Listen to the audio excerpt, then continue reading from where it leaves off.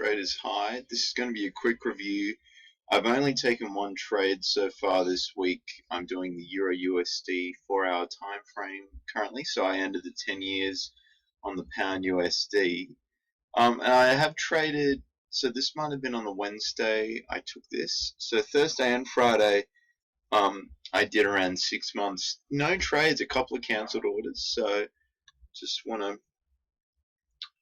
do a quick analysis of this one, and then we can also look at how, you know, the Aussie went and why I closed it out as well. Alright, so it's just 1% each position still, and yeah, so this was trending pretty nicely on the daily as well. Obviously, I like to see it correlate a little bit. You can have an early breakout on the 4-hour chart. I mean, that's, you know, if you're an aggressive type trader, I don't tend to want to get into those, but you know, they can, you know, give you a quick 1 hour and a little bit of profit potentially on your second position with the trailing exit. But normally it'll come back down and retouch. I think it sort of retraced a little bit, then went off again. So my trailing got hit at about a 0.5. It was expanding nicely. I sort of waited. This would have been more ideal. So I'm at work. I don't have the my mouse. It's using the little hand one that they come with laptop.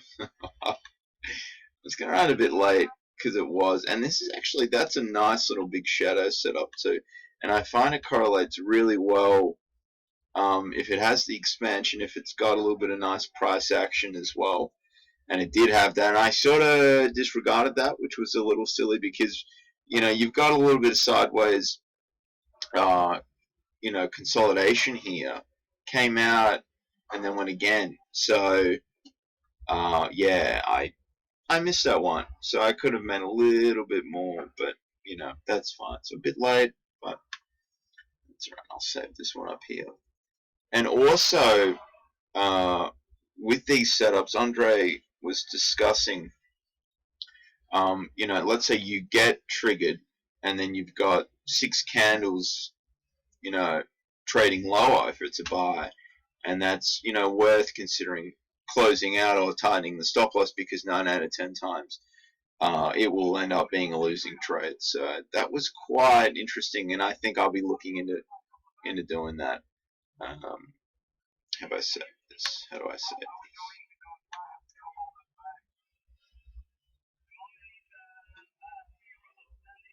Anyway, I'll work that out later, guys. But alright, let's look at we'll look at the Aussie dollar trade. I made a bit of a video about this, but let's see how it ended the week. 4-hour chart. So it's sort of 79.84. Okay. Look, I got in around here on the 4-hour, went up to 80 pretty nicely. So I was patient. I held this for a little while when it was, you know, range bound, and it was trading in a tight range. Came up, you know, when it tested this sort of level and went through. That's why I was a little concerned. But end of the week sell off is pretty normal. So look, this is you know, years and years and years. It's hard for the Aussie dollar to break through 80 cents, and it hasn't done it since, you know, May last year.